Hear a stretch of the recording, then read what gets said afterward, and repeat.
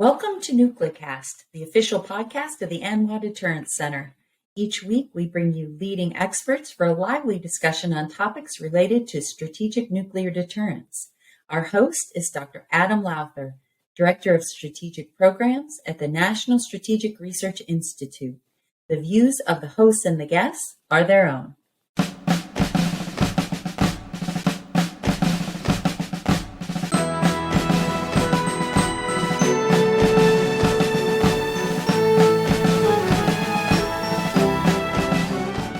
Welcome back to another episode of NucleCast. Of course, I am your host, as always, Adam Lowther.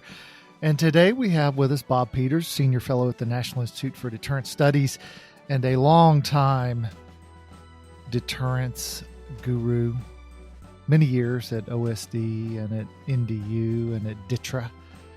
And so today, Bob, welcome in, as always. Thanks for being here. Now, if we think back to the 2000s up through the last year or so, it was somewhat of a quiet time for we, the deterrence folks. We were discussing topics of, how relevant are nuclear weapons and do they still matter and how many should we have? And now we're addressing issues of should we take that threat to use nuclear weapons against us seriously? So it's a much more exciting time for the nuclear enterprise. Yes, it is. It is. In some ways, we're back in business. We are back in business, for better or for worse. I actually think for better, because a world without great power wars it's actually a much safer world. And I don't know if I've told you my theory. So I have a theory that I would like to share with you and the audience. I humbly submit that nuclear weapons are the largest single reason for global climate change, because historically, about 1% to 2% of the world's population died every year in conflict. So if you look back to World War I and World War II, that was, 100 plus million people. Now, if you think about all of the people who emit, on average, a certain amount of carbon each year, if we were killing more people in great power wars, we could reduce mankind's global carbon footprint. And because nuclear weapons have stopped us from killing 2% of the world's population each year, we are emitting more carbon, and therefore global warming, global climate change, whichever you prefer, is worse than it would have otherwise been, because not enough people are dying in conflict. What say you on my theory?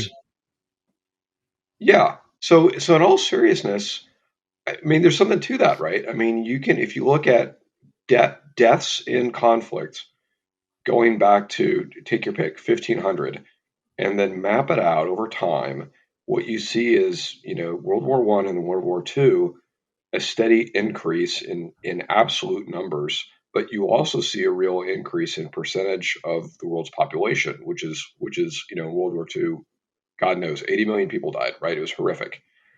After 1945, the end of World War II, and which culminated with the dropping of the bomb, you've seen on average about 1 million people die in conflict per year since 1945. So compare that with World War II, 1 million people. That's 1 million too many, yes. But then when you compare that number with, as a percentage of the world's population, the number of people who die in conflict as a percentage of the world's population has absolutely plummeted since the advent of nuclear weapons. And so I'm always hesitant. I mean, I too would like to live in a world where the lion lies down with the lamb, and mankind can lay down their arms and live in peace and brotherhood. But until that point, I'm hesitant to abolish nuclear weapons, because we have 6,000 years of recorded history of what conflict was like without nuclear weapons. And it was horrific. It was massive numbers of combatants dying, but also huge numbers of non-combatants dying. And I'm not sure that, we want to trade what's now almost 80 years of data of a world with nuclear weapons and trade that for a world without nuclear weapons. I mean, I would just be very hesitant to do that simply because I don't want to return to an era of great power warfare because we know what that looks like, and it's awful. Unless you truly care about global climate change. And then you Yes. definitely want, because not only so it's a catch-22, because without great power wars destroying wealth, the world has become more prosperous. And as countries become more prosperous, population growth rates plummet. And you're seeing this Right. across the developed and developing world. I mean, we're not at a replacement rate. And so that, of Right. course, we've seen global population go up over time, which in part that's because there were 79 million additional people on the planet to have children because they didn't die in a World War III or whatever other war. But then at the same time, because they're becoming prosperous, they're also having fewer kids. So I'm not exactly sure how much we should be blaming on nuclear weapons for additional carbon footprint, but I'm pretty sure it's a lot. It's a great question. That's a topic for another podcast, Adam. So, but this sort of leads into what we were actually going to talk about, which is the future of arms control. And then if we have time, the future of integrated deterrence, which is our new concept. It's the latest concept we have on deterrence. And of course, with Vladimir Putin suspending Russian participation in New START, and then he said that a day later that he was going to enhance the nuclear program or the nuclear arsenal of Russia, which we're not 100% sure exactly what that means. But that begs the question of what is the future of arms control? And so I toss that over to you. Yeah. So, I mean, it's a huge question. So if you think back to arms control and leave aside the Non-Proliferation Treaty, but you think of arms control itself, it has its origins in the Nixon administration with SALT, the Strategic Arms Limitation Treaty. And the follow-ons of that were the Reagan era START treaties, and then the Bush era Treaty of Moscow, and then New START under Obama. And you have to go back to the Lyndon Johnson administration, which was well before you and I were born, Adam, to live in a world without nuclear weapons, live in a world without nuclear arms control treaties. So when you think about, with Putin's declaration of the suspension of New START and his announced expansion of their program, what are the prospects for the treaty after New START? And if you go back to the New START treaty itself, there was always an intention to immediately after ratification to begin negotiation on a follow-on treaty. And if you look at the terms of reference, it said that any follow-on treaty to New START would have to take into account non-strategic nuclear weapons. Well, after New START was ratified, the Russians said, "Yeah, no, we're good. We don't need a follow-on treaty to New START. We're good." So what would a treaty after New START have to take into account? I think from an American perspective, it would have to take into account the Russian non-strategic nuclear weapon arsenal, which is huge. It far outstrips the American arsenal, because that's where the real disparity lies. The Russians, I don't think, have any interest whatsoever in talking with us about that, of putting that on the table, unless we have to give up the farm, like the precision-guided munitions that we have, our ability to conduct meaningful operations around the globe, power projection capabilities, space, cyber. God knows what they would ask for in exchange for them making meaningful cuts to their NSNW arsenal. And so why would we give that up? Like that, it doesn't make any sense. And even if we did, why would we believe that they would adhere to that treaty after their repeated violations and things such as INF and open skies and you name it? And so I don't think that there's any prospect for a treaty after New START with the Russians that that any administration can pursue. And even if they did, Republican or Democrat, to ratify that treaty, you'd have to find 67 senators to ratify that sucker. And I don't see that as in the cards. I think it'd be dumb if we did it with the Putin regime. And I think it would be impossible to ratify. So it's, for me, nuclear arms control for the time being is a dead letter until things fundamentally change in the security environment. You make a good point. And you mentioned the nation's precision guided munitions, which I would submit, and some of my colleagues at NSRI, Chris Yaw and Dave Rabine and John Sweigel, have written an article, or they've actually written a couple of articles that address this question of the Russian fear of U.S. PGMs. And because particularly American air power, and you take fifth gen fighters, which have a radar cross section that's almost zero, and then you put PGMs on them, and then you fly them from NATO bases in Eastern Europe, and then you start attacking Russian targets. The Russians, they don't have an effective fifth generation force, and they're not going to have one. They might have a handful of fighters, but they won't have a force, and we don't even know how good their fighters are. And then the Russians have never built, and this is something we've, in previous episodes with Rebecca Koffler, we've talked about the Russians, they don't go for accuracy, they go for mass. And so they accept a lot of, collateral damage and civilian casualties. That's just the way they fight. And so therefore they fear our conventional capabilities as much, if not more, because of they're usable, right? You can much more easily justify the use of conventional capabilities. And so they're more fearful because they see them as actually destabilizing.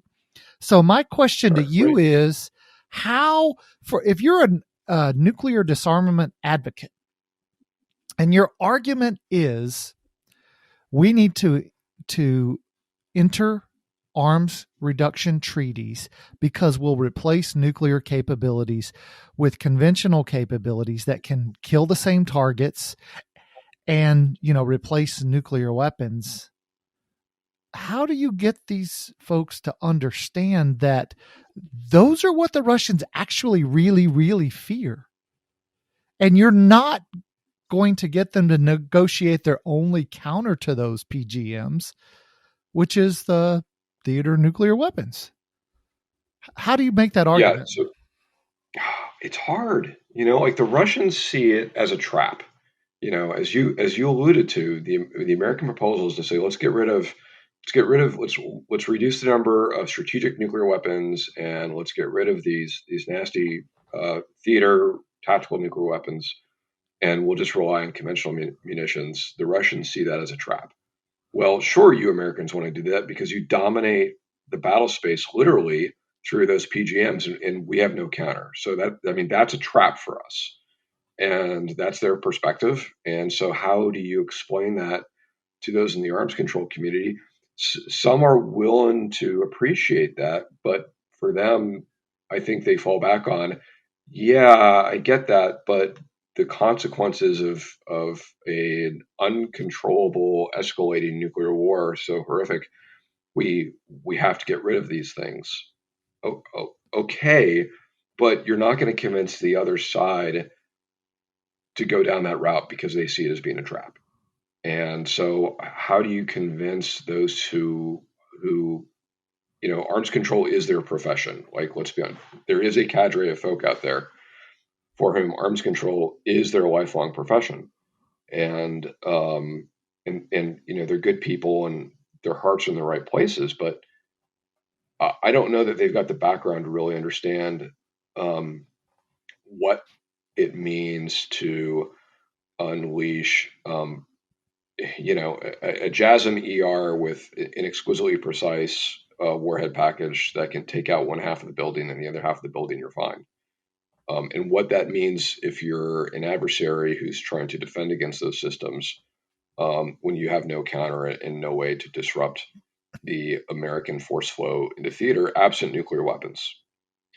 It's a tall order. And I think that's a lot of times why the communities talk past one another. Yeah, it's a good point, and I think one of the things and this is an equally daunting task, and that is, how do you convince the arms control community that a low yield theater nuclear weapon is not the same thing as a strategic nuclear weapon, and that the use of a single or small number of nuclear weapons, first of all, doesn't cause Armageddon, nor does it inherently lead to, escalation to Armageddon. And so Yeah. therefore it's perfectly plausible for the Russians to see their low yield theater nuclear capabilities as effective battlefield counters to our conventional PGMs. How do you make that argument? I was in a meeting once, and there was, we were using a scenario in which somebody used like a small weapon, right? Like 10 kiloton weapon. And somebody said, they've just unleashed a weapon that can destroy a city. And some of the folks were like, hold on, this isn't like 500 kilotons. It's not like taking out Midtown Manhattan. We're talking about relatively, confined effects that are devastating within that area. But beyond that, like, things are pretty much okay. And the person could not understand. And at one point, somebody said to this person, "So you think a nuke is just a nuke?" And he said, "Yeah, a nuke is just a nuke."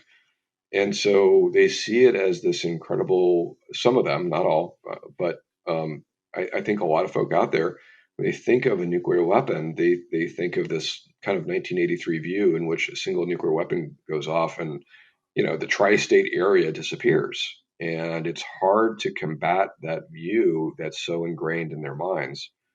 Now, I think you're spot on in that one of the most underexplored areas that's out there is, what does conflict termination look like if you find yourself in the midst of a limited theater constrained nuclear war? Because I think that the things that inhibit central nuclear war, in which two adversaries are unloading on one another, are so great that you could see multiple exchanges of relatively low yield nuclear weapons between two adversaries confined to a theater of operations that could go on for a period of weeks. And now, how does that war end? I think that's a tremendously underexplored area.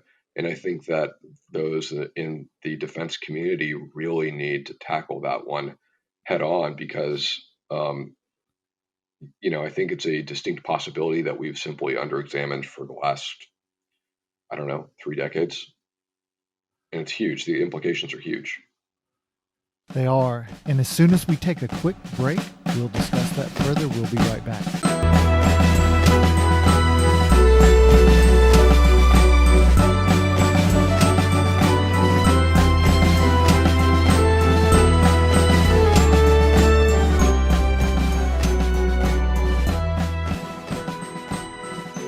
This episode of Nuclecast is brought to you by the ANWA Deterrence Center, whose mission is to educate Americans about the nuclear enterprise and strategic deterrence.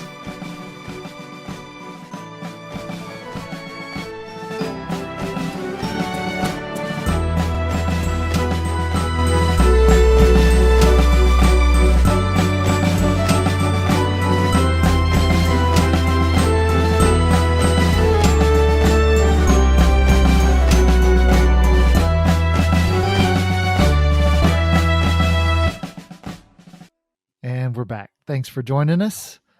And we're talking to Bob Peters, and we're talking about the future of arms control. We're talking about nuclear war fighting. We even tested one of my theories. Have I ever? Well, I'll tell you that theory another time. It's a great theory about the role of bacon in the world. So we'll save that for another day. But Awesome. One of the things that, as we think about the future of arms control, and I think you brought up a really good point, and that is that we have a whole cadre of folks, in DC and even in the weapons labs and elsewhere, that they exist for arms control sake, and absent arms control, they don't exist. And so therefore there is this necessary impetus to always be engaged in arms control. Now, as I think about arms control, and I've given it a lot of thought, because by and large, I'm a pragmatist. If I could come up with a weapon that caused the same fear and the same restraint as a nuclear weapon, rods from God, lasers, I mean, you name it, I would gladly give up nukes. I don't really particularly care about the explosive effects of nuclear weapons in and of themselves. I just care about the effect they achieve, particularly in the mind of an adversary. So I'm pragmatic. And so I'm pragmatic about nuclear arms control as well. And if it actually did something good for us, then I'd be for it. And if it doesn't do something for us, then I'm opposed to it.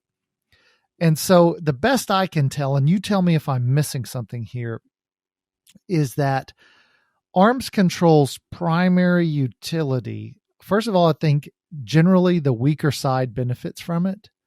They're the ones who gain the most out of arms controls, whoever's weaker. And then I would generally say that arms control has utility in helping two adversaries who are usually have different systems of government, very different cultures, different languages. And there's oftentimes a lot of sort of mirror imaging of one another, that maybe arms control can help them understand each other a little better. And beyond those things, I'm not sure that I really see the utility of arms control. Right. So I agree with you that arms control can be an important tool for strategic stability. Making sure that neither side has an incentive um, to launch for a strike against one another, for if you're in a period of acute crisis, whether it's diplomatic or what have you, that things don't go over the edge to conflict, right? And so that one side fears, well, if the other side goes first, then we're in really bad shape from which we can't recover. Therefore, we feel compelled to strike first. Arms control can be useful in shoring up strategic stability, but it's not an end state itself. And I don't even think getting to a world without nuclear weapons is an admirable end state in and of itself. Um, it, Arms control can be a good tool. Um, in my mind, if I were to design an ambassador to go negotiate an arms control treaty, and I agree with everything you said, is that humans are cognitive misers, and so they mirror image. They think that the other side either has nefarious intentions, or they believe that they don't understand how the other side views the world differently. They have a difficult time putting themselves in the other shoes. All those things are true.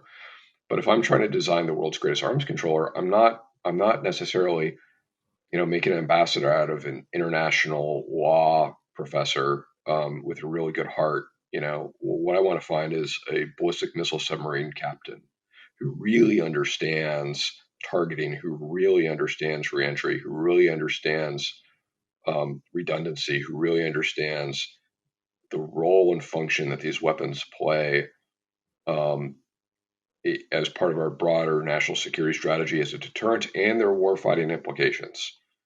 Um, and that person, with their depth of knowledge, knows what's acceptable to make cuts, or knows what's acceptable to go up or whatever. Because my concern is, if you've got well-intentioned people without backgrounds in this stuff, what you get is the Washington Naval Treaty of the 1920s. And that was, of course, the notorious treaty that set caps on naval vessel production.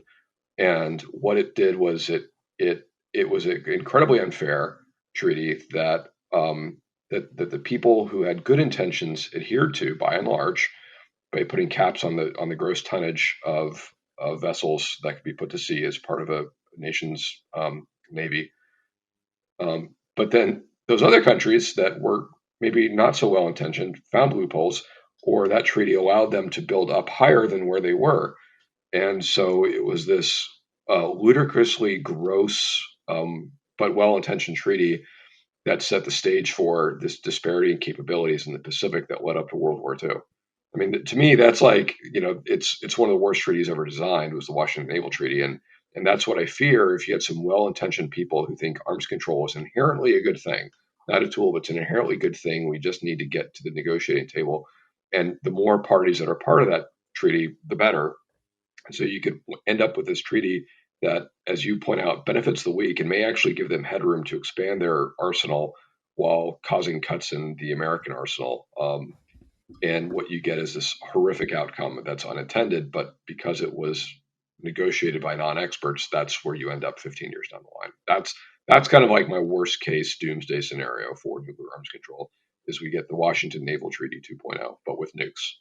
Yeah, it's funny you mentioned this because myself, Christine Leah, and Curtis McGiffin had an article that came out today in Real Clear Defense that talks about America's hopium habit.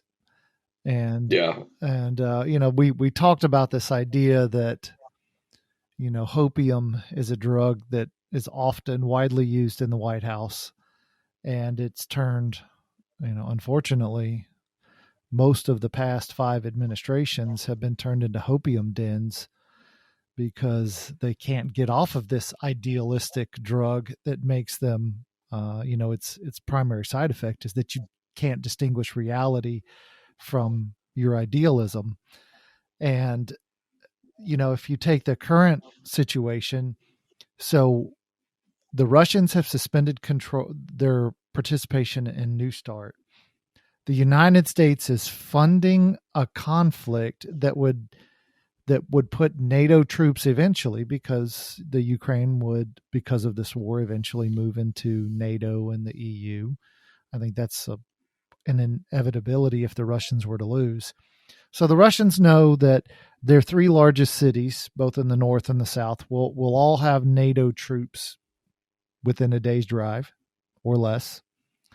And NATO troops could easily finish up that short jaunt across the Great Russian Plain.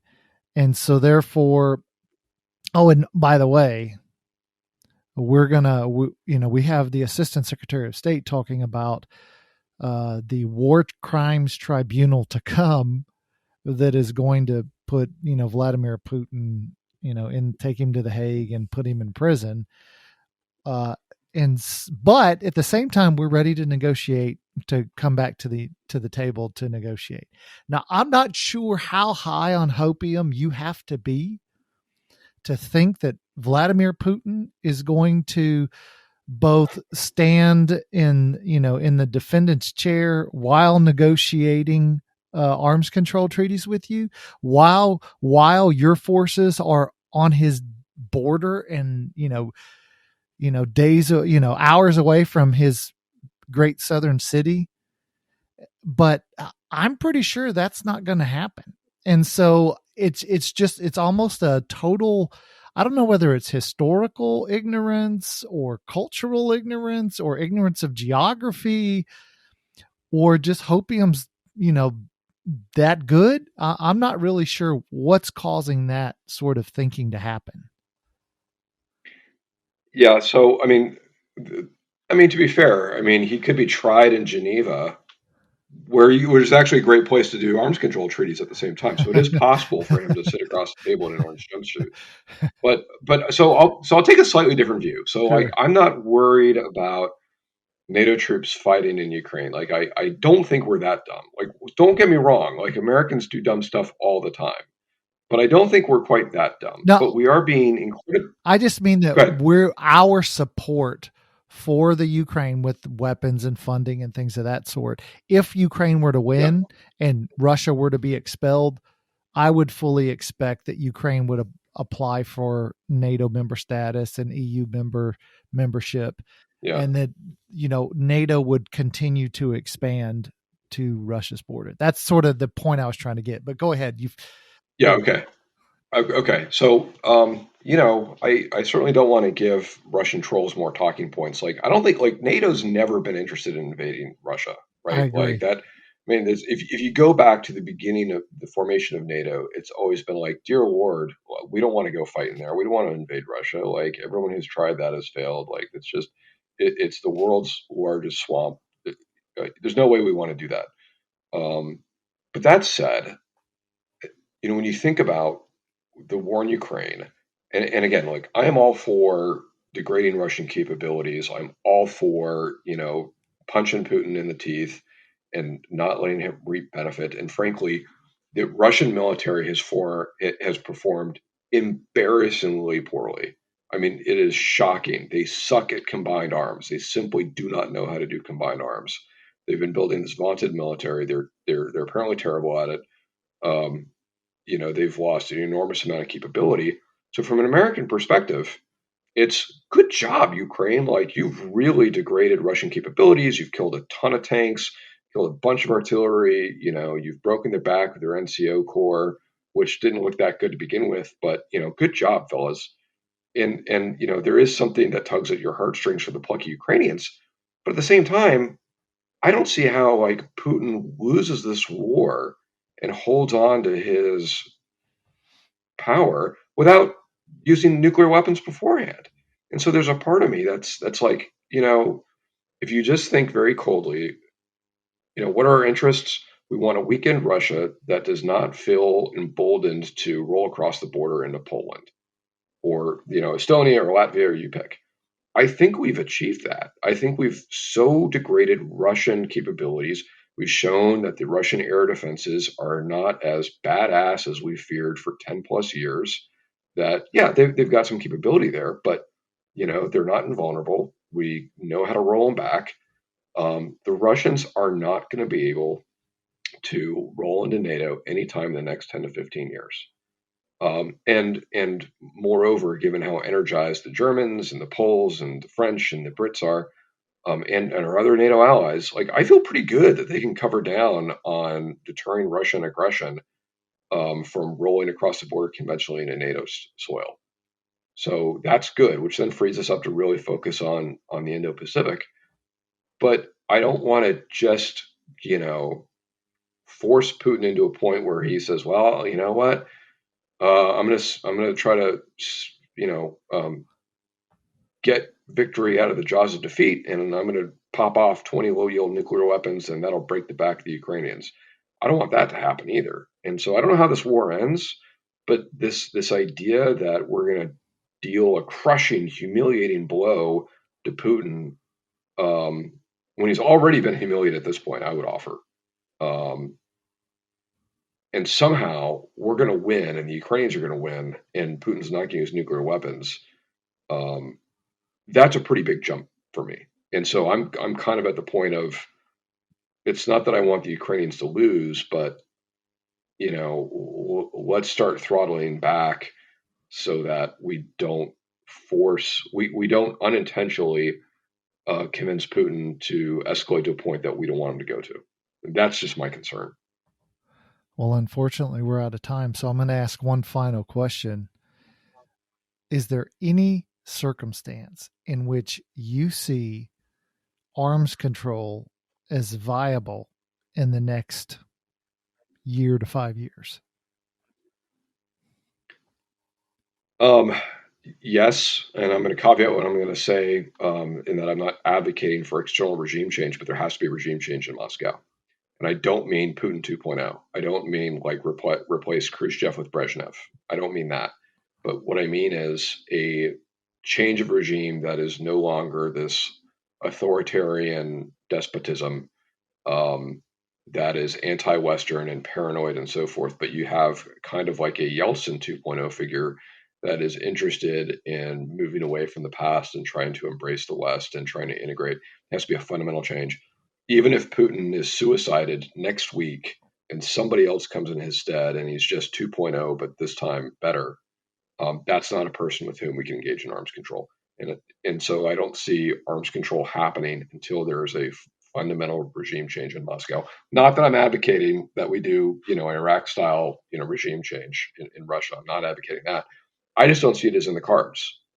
With Russia and the Chinese have been unambiguous in their rejection of any overtures that we've given to them on arms control. They have no interest, and I understand why from their perspective. So no, arms control is dead and gone for the foreseeable future. All right, Bob Peters, thanks for joining us. Thank you. Had a good time. All right. And thank you to the listeners for joining us, and stay tuned for Adam's Afterthoughts. Well, that was a great discussion with Bob Peters. I do want to tell you as a listener, if you've got some thoughts for helping me perfect my theory of nuclear weapons impact on global climate change, just send me an email. It's on the website. It'll come to me.